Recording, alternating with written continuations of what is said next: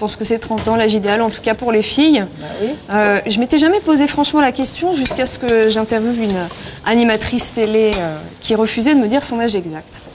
Et là, elle me répond, elle finit par me dire bah mettez 30 ans. De toute façon, toutes les filles font 30 ans maintenant. Et là, j'ai bloqué, je me suis dit mais elle a raison. Les jeunes comme les vieilles, ou du moins les un peu plus âgées, on dirait qu'on converge toutes vers cette allure, cet âge idéal et cette espèce de garde-robe idéale. Alors voilà le trench, Julien. Est-ce que vous avez ça? Vous êtes sûr de la ceinture? Moi, je le trouve jolie, mais la ceinture, je trouve... Ça vous gêne? C'est une accessoirisation. La ceinture dorée, c'est en option. Ah, d'accord. Si je l'enlève. Moi, c'est beau, c'est joli. Comme ça vous va bien? Ah, bah, je vous remercie beaucoup. Alors, on va essayer de faire un petit quiz. Ce serait de savoir, si je vous propose des accessoires, si ça correspond à une fille de 20 ans, de 30 ans ou de 40 ans. Alors, si je vous montre, par exemple, cette petite paire de boots moutarde et puis ce legging.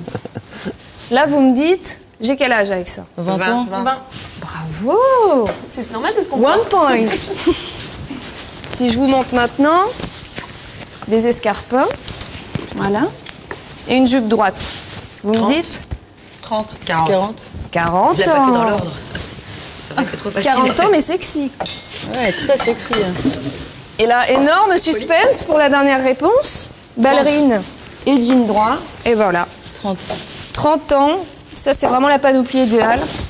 Donc voilà, je pense que Charlène, Je Mathilde... suis trentenaire finalement parce que ça je le porte. Ah bah tu vois, Bah ouais, mais ça fait mal finalement au cœur, tu me tu donnes vois. raison. Le grand boom donc de la fameuse médecine prédictive.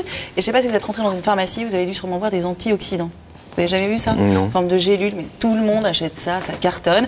Et alors c'est pour enlever la rouille qu'il y a dans notre organisme et qui est liée au stress, à l'anxiété, la pollution, le tabac, enfin toutes les choses sympas quand on est Une femme, ça rouille en fait. Une femme, ça Mais vous rouille, aussi, mais un mec mais aussi, oui. ça c'est hyper rassurant, c'est valable pour les deux sexes. Et on se rouille. Alors aujourd'hui, il y a des petits malins dans des cliniques un peu chères qui ont lancé un truc, c'est on mesure le stress oxydatif pour éviter de rouiller davantage. Comment ça Vous voyez un peu le marche? truc, Comment ou pas ça marche ton truc? Bon, en gros, c'est un examen qui coûte la bagatelle de 200 €. On vous fait une bonne petite prise de sang. On met le sang dans une espèce de glacière. Après, on envoie le tout dans un labo. Au bout de 15 jours, on vous donne les résultats.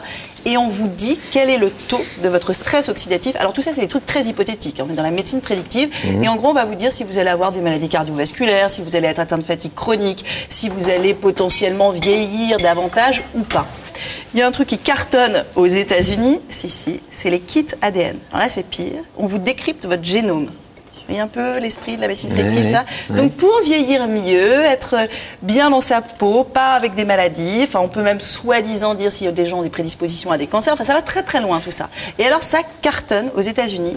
La nana qui a Moi, je lancé suis pas ça, forcément contre, parce que si ça peut te dire vers quelle maladie quelle maladie tu peux avoir, quelle maladie tu peux éviter, la prévention, Ouais. pourquoi pas, hein. C'est hyper discriminant si tu fais ça. Imagine que tu généralises des tests comme ça à l'embauche ou dans les assurances. Ça veut dire que les gens qui sont génétiquement plus faibles, ils vont faire comment pour trouver du boulot? Aujourd'hui, c'est interdit quand même en France, donc c'est pas pour rien. Mais comme tu peux commander des trucs, c'est sur Internet, et que sur Internet, t'as pas de législation, enfin n'importe qui, tu peux les commander des États-Unis, les faire venir ici.